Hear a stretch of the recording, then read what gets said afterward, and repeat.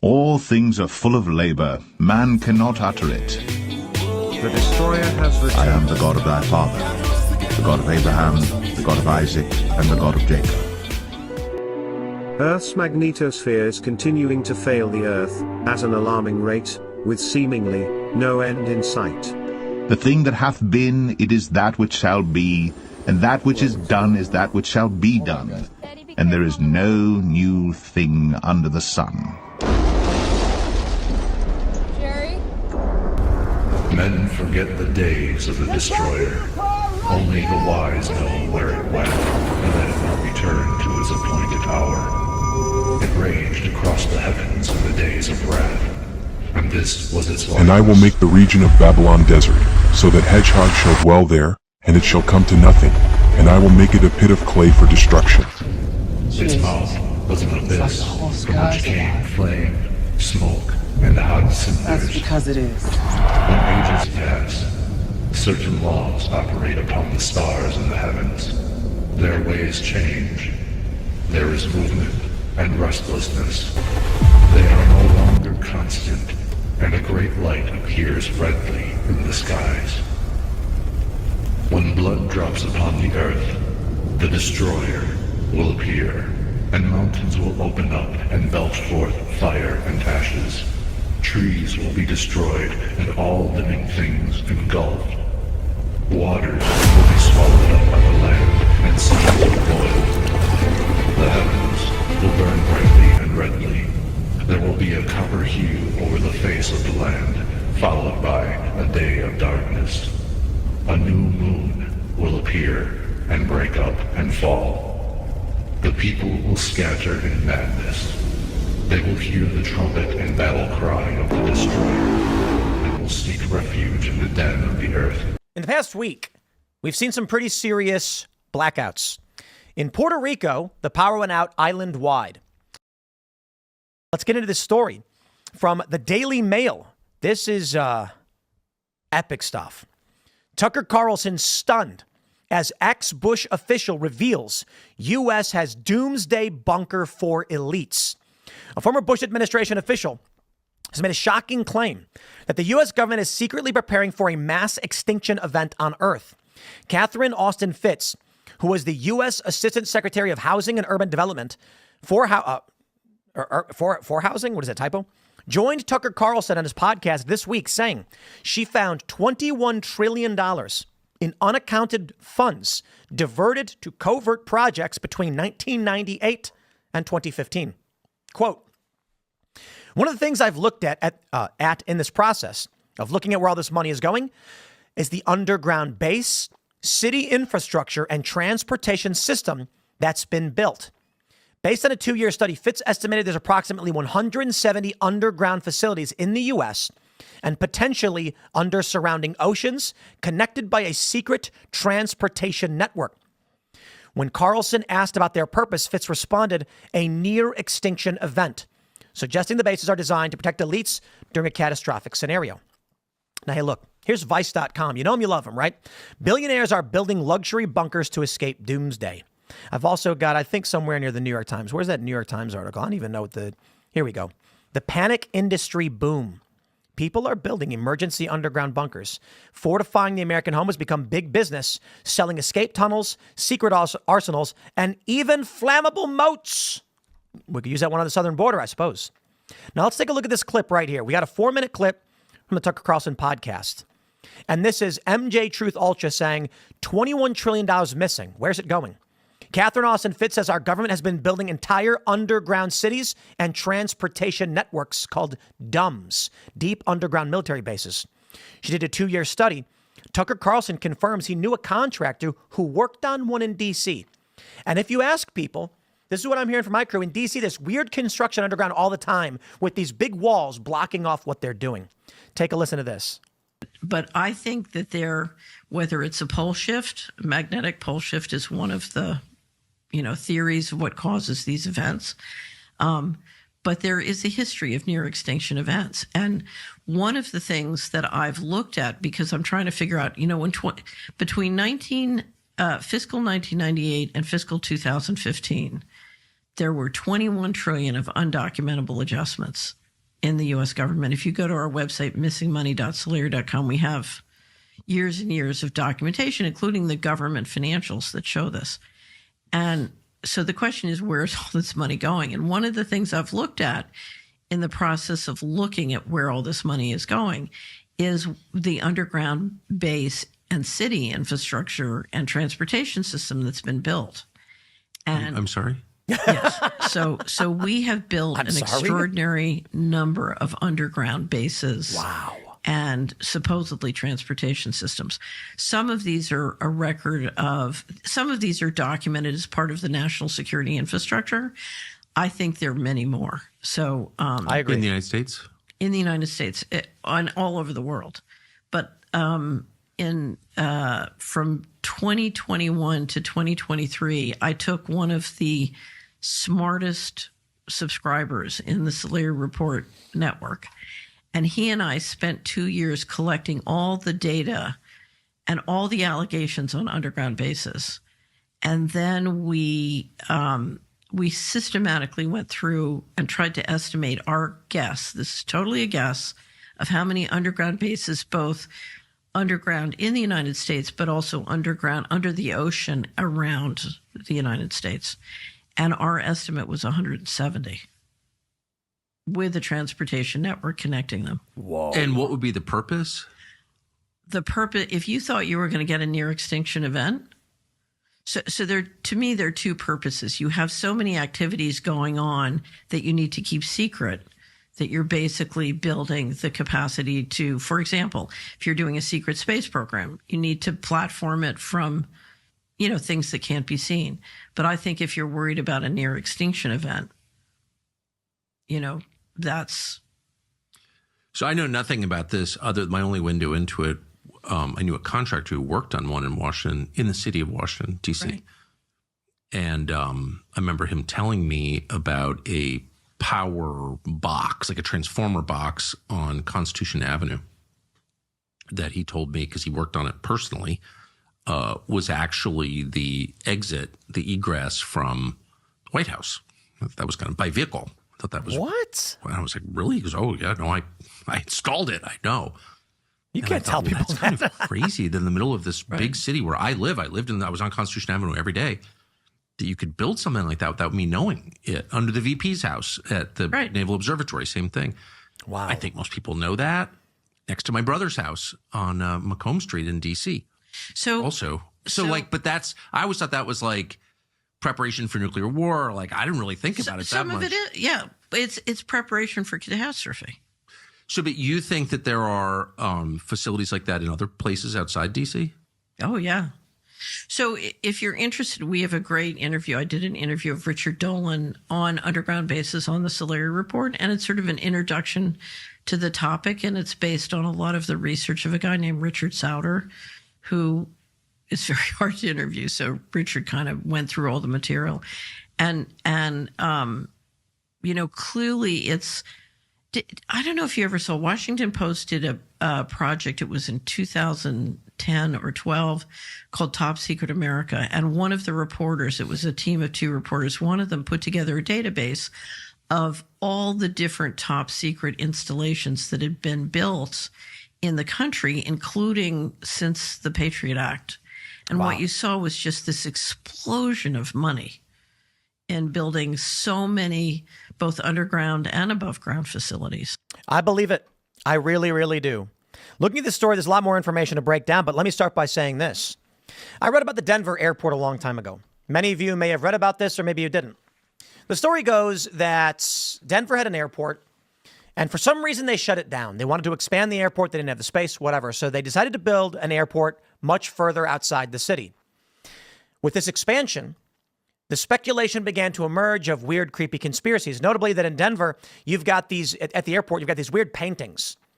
You've also got what they call Lucifer. It's a giant blue stallion statue with demonic red eyes that apparently, after it was built, it collapsed and killed its creator. The conspiracy theory is that the Denver airport had elevators that went into deep sub-basements. Some reported 8 floors down. And they said underground. There was a network. There were cities. There was an entire city underground. Here's where it gets interesting. The conspiracy theories began to devolve from this point. All of a sudden, there were talks of dinosaur people and green-skinned lizards living underground. And then these conspiracies that there is a species of dinosaur that fled underground before the meteor hit, and they evolved to live in the shadows, but they're super intelligent. They've been around for 60 million years, and it's probably all bunk nonsense. Yeah, I don't believe it for a second. So why does that story emerge? Because perhaps the Denver airport actually does have an emergency bunker. Of course, we know that NORAD, North American Aerospace Defense, was housed not too far away in Colorado for a while. It stands to reason that when you're in a place like Colorado and you're a mile high, you could build down to these mountains. It's a great place to have emergency controls, emergency bunkers. So if someone came to me and said they built this new airport with elevators that go into secret sub-basements, I'd say, yeah, that stuff we know exists. It's not far-fetched. Why then a narrative about dinosaur people living underground? Because it makes the story seem crazy. So if someone then comes out and says, I worked as a contractor and helped excavate several stories below the Denver airport, everyone else goes, this stupid dinosaur thing, there's no dinosaur people living under an airport. You people are crazy. It discredits you before you even tell the story. That's how they poison the mind. Now, I don't know for sure there's anything under the Denver airport, to be completely honest. I'm just saying, if the story was simply that there was 8 stories below an emergency bunker or control facility for U.S. military operations, I'd say, sure, it's got to be somewhere. You think the U.S. government tells you about all of their emergency control command centers? Of course they don't. We know about Mount Weather. Recently, Mount Weather got expanded. It's not too far away from where we are because it's near D.C. Why does D.C. have underground tunnels and bunkers? Because it's D.C. and the president and chain of command need to escape in the event of a disaster. But the big question is Catherine Austin Fitts correct about a potential extinction event? That's where it gets more interesting. Are billionaires building these bunkers, which we know they're doing, because they know something or because they can? Quite honestly, it could be either. Who knows? But let's read more. They're going to mention that in a striking revelation, Fitts claimed she was offered a place in an underground base, but declined, stating she preferred to take my chances on the surface. However, the ex-official has touted an elaborate tale about a plot by a committee that runs the world, which she calls Mr. Global, that aims to enslave people through mind control. That's crazy. She also claimed the COVID vaccine was full of these mystery ingredients and would modify your DNA and, for all we know, make you infertile. I'm going to go ahead and say you're pushing too far out, in terms of what people will accept or believe. So certainly I think there is a question and conundrum about ultimately what comes out of mass vaccination. But when you start saying stuff like, look, I'm going to put it this way. If you go to an average person and say the government built emergency underground bunkers, there's probably a lot. They'll go, yeah. If you then say, you know that vaccine you got, it's full of unknown ingredients, it's modifying your DNA, they're going to be like, bro, what are you talking about? You're crazy. They're not going to want to believe you. And that's why I think you don't need to go into that territory. Hey, look, if you guys want to go chase that stuff, I'm not saying you don't. I'm just saying if you really want to explore and navigate what these underground bunkers might be, let's not deviate and push people off base, right? My answer, as always, with the COVID vaccine stuff is, I don't know, man. My doctor told me not to get it. You talk to your doctor. You figure out what's right for you. In the meantime, I do think it's actually true. The government is building underground bunkers. They mentioned Fitz is an investment banker and former public official who served as a managing director of Dillon Read & Co. and served under President George Bush from 89 to 90. Interesting. Really? While she made the claims and across the network, there is no evidence the U.S. has 170 secret underground bases. Once again, I'm going to say this. If you think the U.S. government doesn't have emergency bunkers, I'm going to think you're crazy, okay? Look, when she comes out and says, we've spent $21 trillion on emergency bunkers, I go, yeah, well, okay. That's a lot of money, but sure. The government definitely is going to have emergency bunkers. We have Presidential Directive 51 for continuity of government in the event of a mass catastrophe. We've definitely built these things. We have the money to do it. Why wouldn't we? We also have spaceships. Terror will eat away their hearts, and their courage will flow from them like water from a broken pitcher. They will be eaten up in the flames of wrath and consumed by the breath of the destroyer.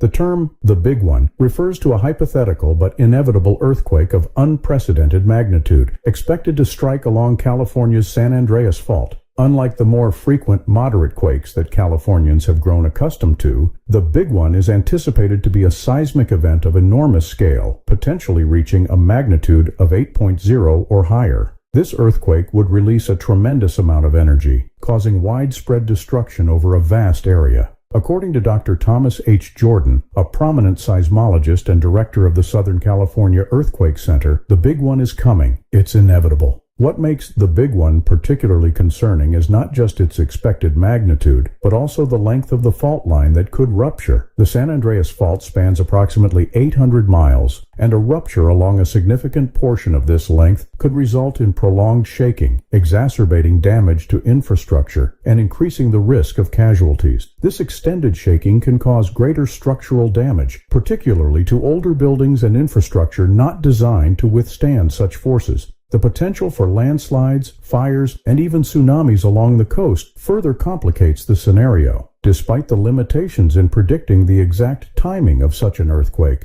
But one thing I'm noticing is a trend of earthquake activity here, specifically around this region of the San Andreas Fault. Now that's, in an area where we would see pressure pretty much transfer off of right along this area right here. Of course, the San Andreas Fault here, southern segment, is pretty much wound tight. So this earthquake activity just off of it, and some of it getting, into the 2.5 range and above, is a little concerning out here. Things are starting to amplify across this area specifically. So, who knows what it's going to take to trigger the big one out here, the expected 8.1. Everyone's asking me, how come I'm saying there's an 8.0 coming? Well, if you think about it here, our last 8-pointer was back in 2021. So 4 years ago here. This is the number of earthquakes occurring around the globe each year on average. We should have had at least one 8-pointer by now. If not every year, maybe every other year, but not 4 years here. So things are building up potentially to something much bigger.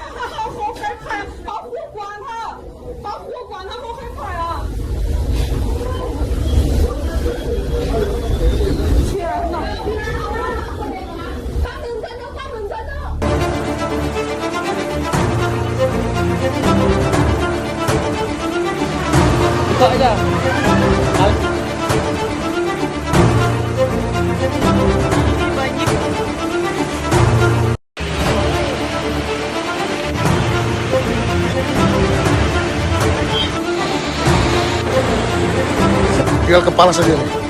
Astaga Tuhan.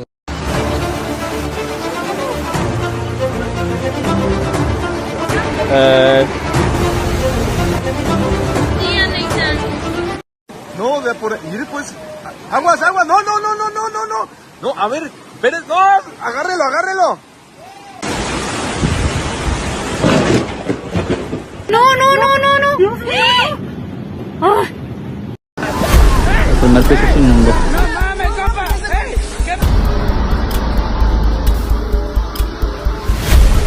Hey, no, no, más.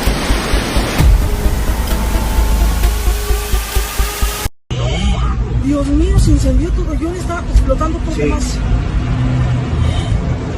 No, pues de reversa, ok, mira, está explotando allá.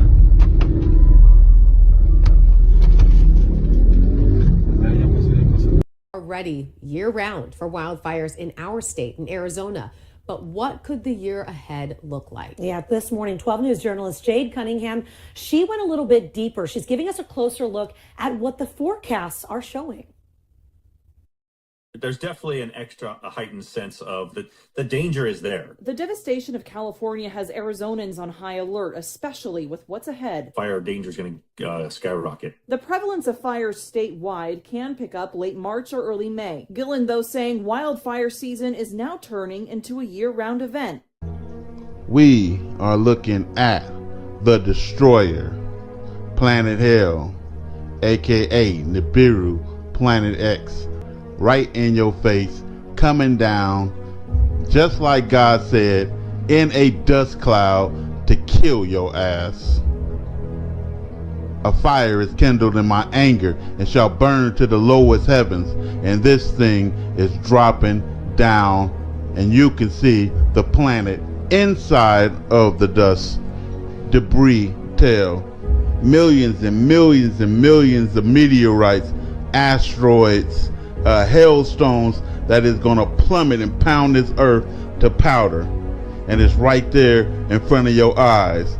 I'm not only telling you the truth, I've been showing you for years. I don't deal in photographs. I don't deal in hearsay or what somebody said. Nah, I like to show you exactly what's going down so it ain't no doubts in your mind.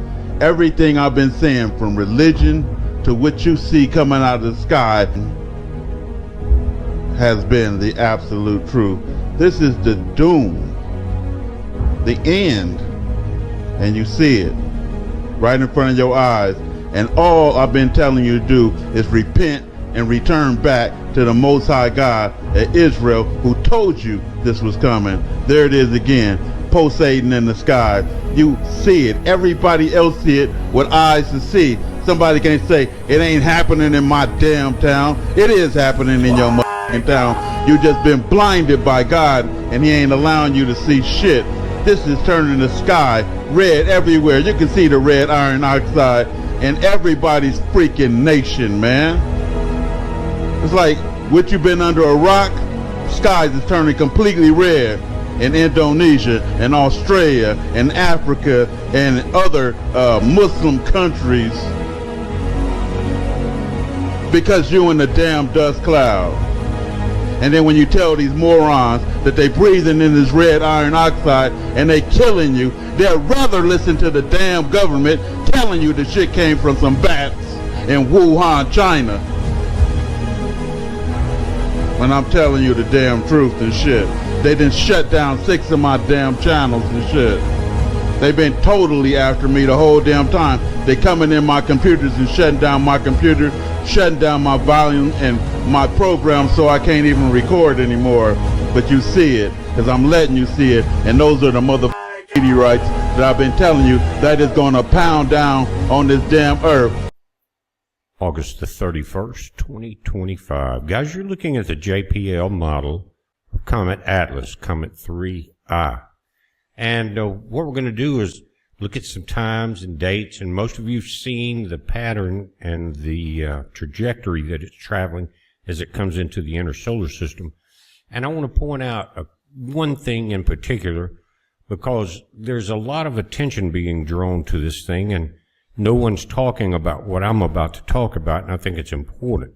Anyway, that's the grid or the plane. If you were going to draw a line to where all the planets rotated in, none of them are in a perfect plane like that, but we call it the ecliptic. But anyway, as I turn it up, and you get it right there, which is just a straight line. Let me pull it up. You're going to see these stepped up sections here and here. Now that is Atlas, and what it's showing, and I'll make it clear, we're going to look at it, but I want to leave it on the ecliptic, is what we're looking at here. The comet is in the top, and these lines are coming down to meet the ecliptic, that plane we were just looking at right there, okay? So that's telling us that the comet is above the ecliptic. It's diving down. It's going to dive and through Mars, through that orbit, come around the sun, and then rise back up. Now, what's important to realize is this thing is going to be traveling through a pretty large mass of objects called the asteroid belt. I'm going to point that out with the date and time, I've got this set today. Notice right down there, August 31st. And I'm going to pull it up. Here we have the outer solar system. Jupiter is here. We get closer. You've got Mars, Earth, Mercury, and Venus. Now, again, this is where Atlas is now.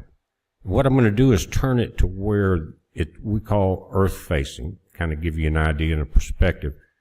The blue circle right down there is the Earth, Mercury, Venus, Earth, and Mars. And what's happening is this thing is coming in over Mars, Atlas is right there. Then it's going to come around the sun, and the Earth is not really going to be able to see it, our ground-based telescopes, and any space-based telescopes that are going to be between the Earth and the sun, because the glare of the sun is going to stop it for a period of time, then it's going to reemerge on the other side of the sun, and that's when it's about to get very interesting to me. Let me pull this back up, and we're going to look at the inner solar system. Again, the grid line you're seeing is the ecliptic plane, but nothing is exactly ecliptic in our inner solar system. They're very close, but nothing is exact, especially when we get the inner solar system ecliptic. You can see Saturn's down here, and Neptune is there, right?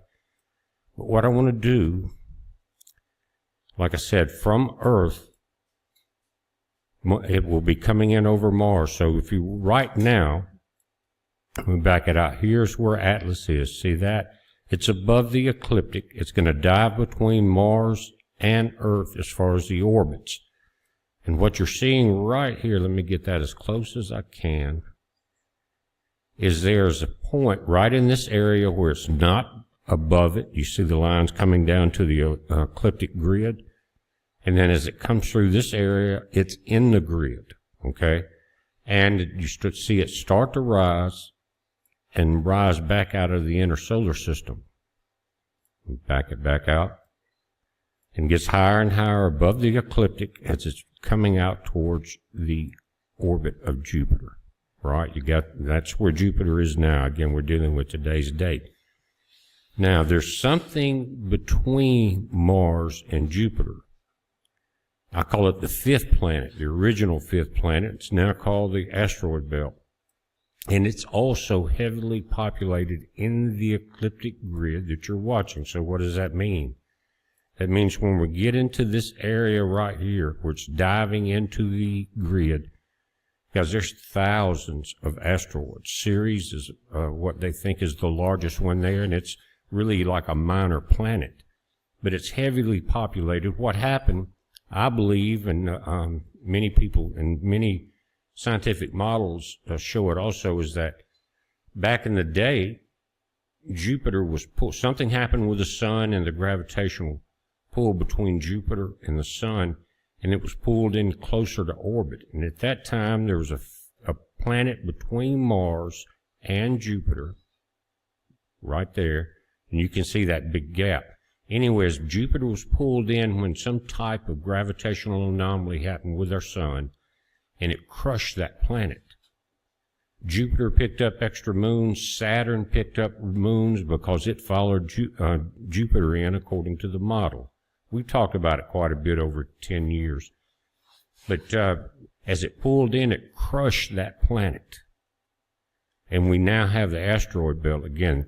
Earth picked up asteroids. Each planet with any gravitational pull probably has a couple of additional moons since that impact time. I mean, and again, it was called the planet of the crossing.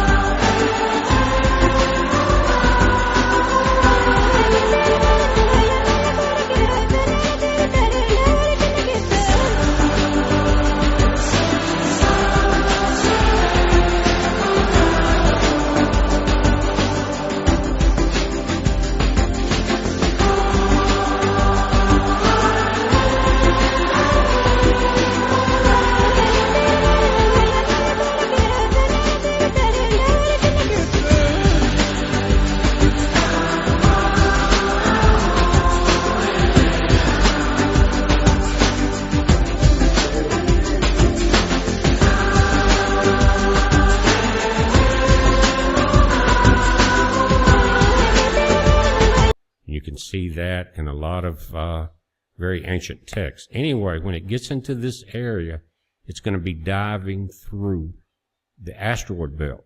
When it comes across, it's going to come right over the orbit of Mars, and then it's going to plow through the ecliptic plane where the asteroid belt's over.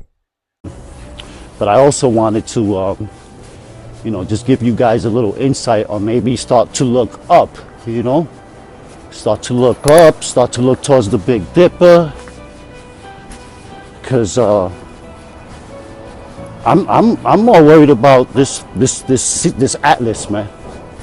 And I'm not saying it's going to hit the Earth, but if this atlas, oh my God, if this atlas, God forbid, hits anything within our solar system, prepare for some hellfire raining down. And I pray to God, man, I really do. You guys really better start paying attention to the comet. Fuck the virus, I'm telling you right now. The appearance of a comet has been considered a harbinger or a bringer of the event, or an indicator that a huge turn event is going to happen. Comet Atlas first appeared in the heavens on the 29th of December 2019, spotted by a robot, named by a robot, but perhaps named significantly, is pretty well at the same time as the solar eclipse of the 26th of December, which was the same day as the discovery of the coronavirus by a doctor in Wuhan, China, on the day of that eclipse. And it's quite conceivable that the comet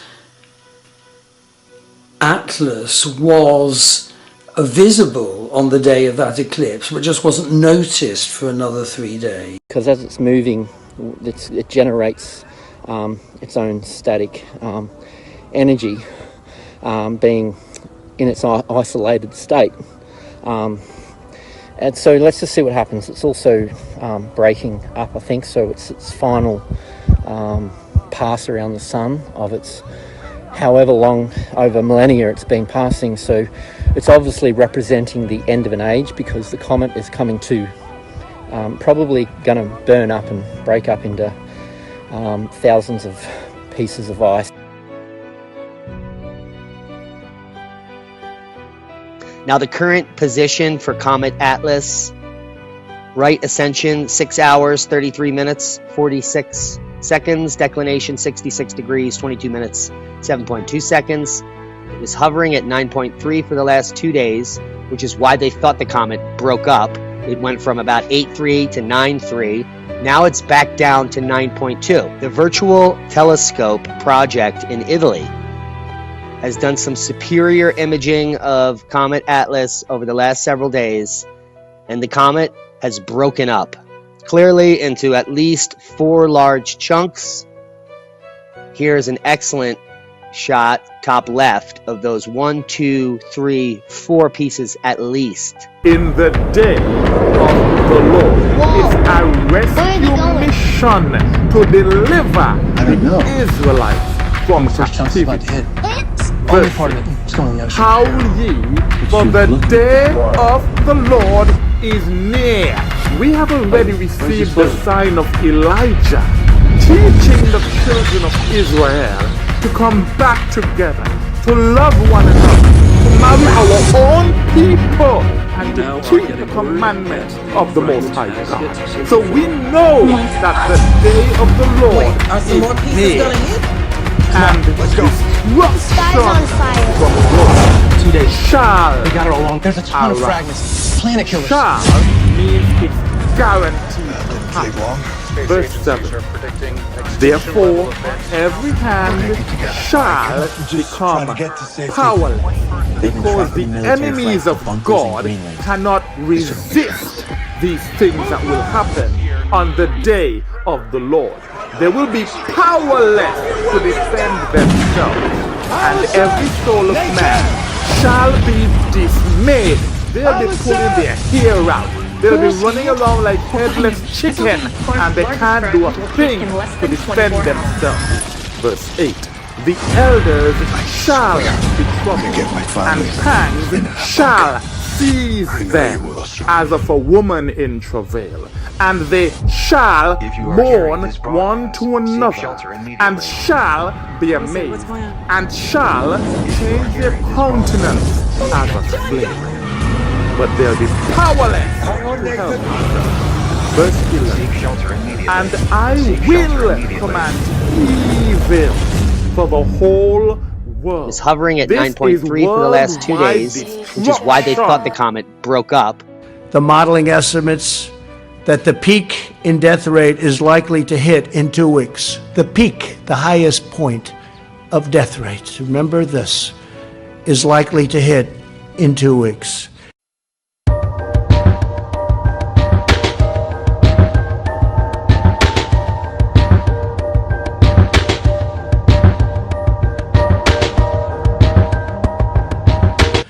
Is likely to hit in 2 weeks.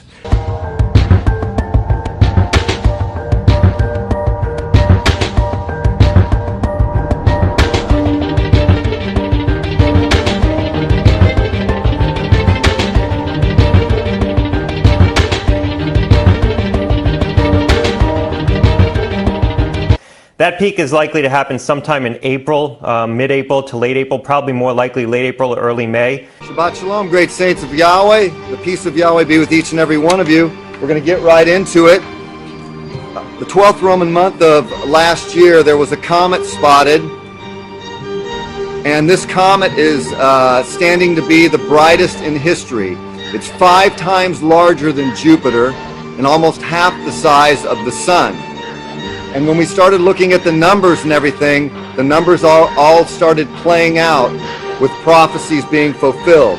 So I went ahead and started on a Comet Atlas is what it's called, Comet Atlas, and you can look that up online. It's amazing all the stuff on it. So I started a code search, and we're gonna get into that. But first, I want to show you a quick video clip so you can see what it looks like. It's a brilliant emerald green. So if we could show that clip real quick.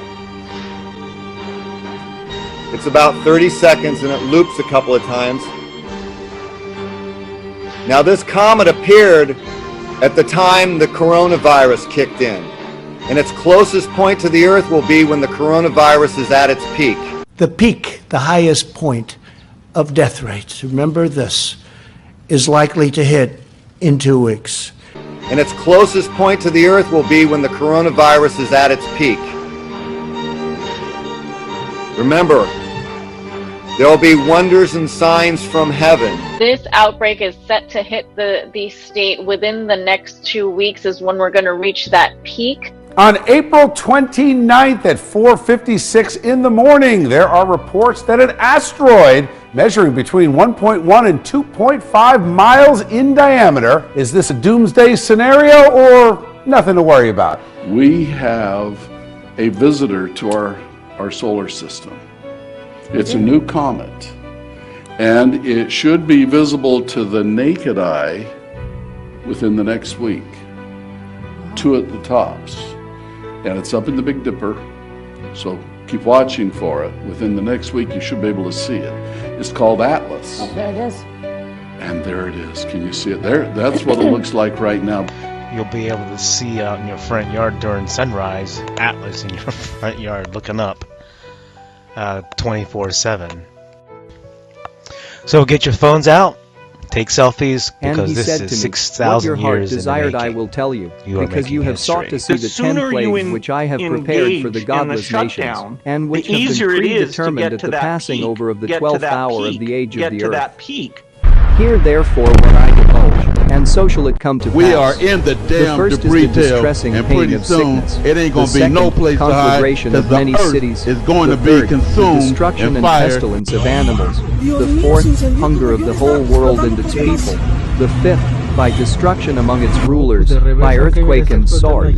The 6th, the multiplication of hail and snow. The 7th, wild beasts will be their grave. The 8th, hunger and pestilence will alternate with destruction. The ninth, punishment by the sword and flight and distress.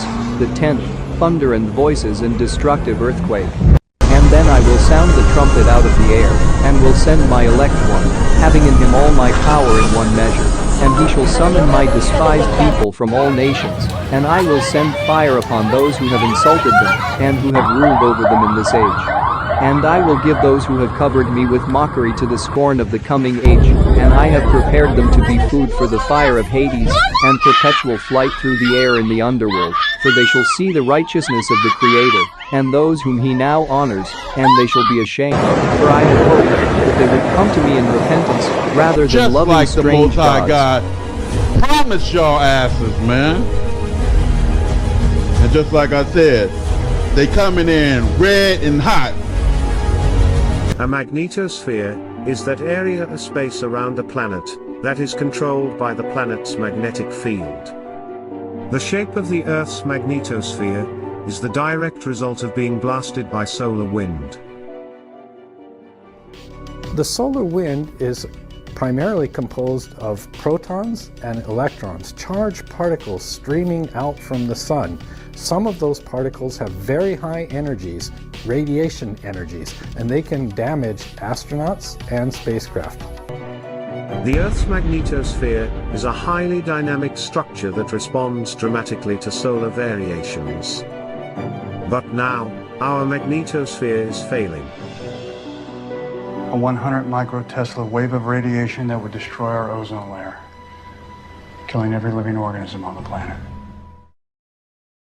Falls from the sky. 10,000 tons a year.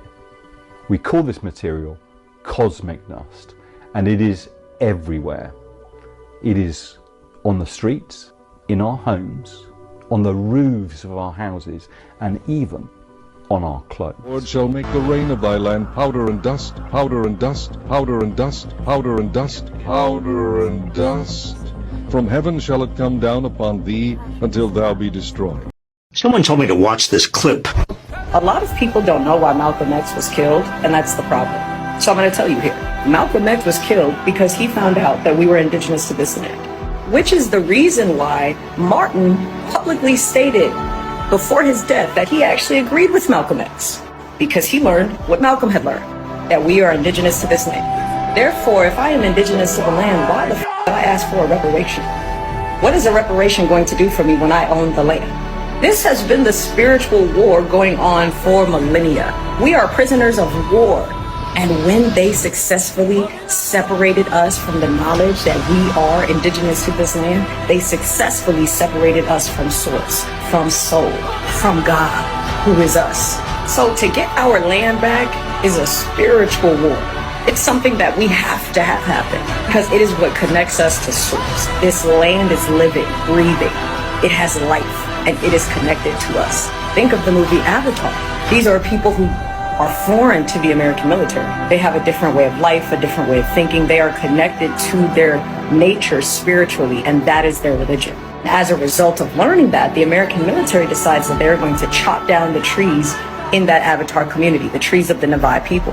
And what ends up happening is it weakens them spiritually. Literally, when the American military comes in and destroys the land, it weakens them, their force, their power. And they are no longer the force that they once were.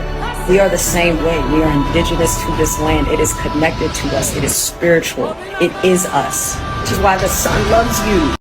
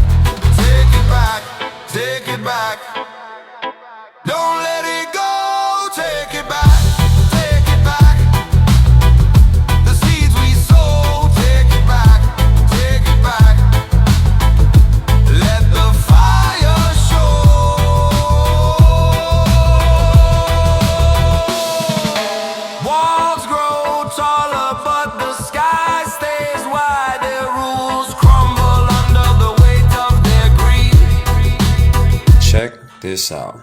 The Americas is Grenada, Israel, the Promised Land. All of these are biblical place names in Utah, including Jerusalem. Utah's nickname is the Beehive State. There is a mountain in eastern Nevada named Mount Moriah, and it is over 12,000 feet high. In Utah, not only is there a river Jordan, but it runs out of a freshwater lake into the Great Salt Lake, which is remarkably like the Dead Sea. There is also a Mount Nebo in Utah, approximately 12,000 feet high. So yes, with evidence this strong, the real Judah was in Utah. People try to say that it was the Mormons that gave these places like Utah biblical names to support their position as Jews. However, this explanation fails miserably because there are no 12,000 feet high mountains in modern day Israel. Therefore, the real Judah or Israel had to be in Utah because it fits the description of the kingdom of Judah perfectly. The name Utah is derived from the name of the Ute tribe. It means the people of the mountains in the Ute language. According to other sources, Utah is derived from the Apache name Yuda, which means tall. In the so-called Spanish language, it was said as Utah. Subsequently, the English-speaking people adapted the word Utah. There is no J in Hebrew, therefore Judah is Yuda, especially when you consider the fact that the J and Y have the same meaning and numerical value and are interchangeable as a result. Manasseh, Mount Nebo, Mount Pisgah, Jericho, South Galilee, Ephraim, Daniel, Nephi, Moab, Eden, Goshen, Jordan. Come on, man. Part 2 coming soon.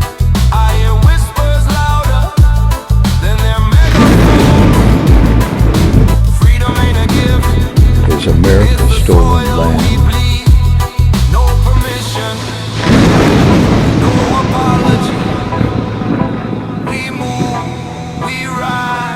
It's America's stolen land. For behold, the day cometh that shall burn as an oven, and all the proud, yea, and all that do wickedly shall be stubble. And the day that cometh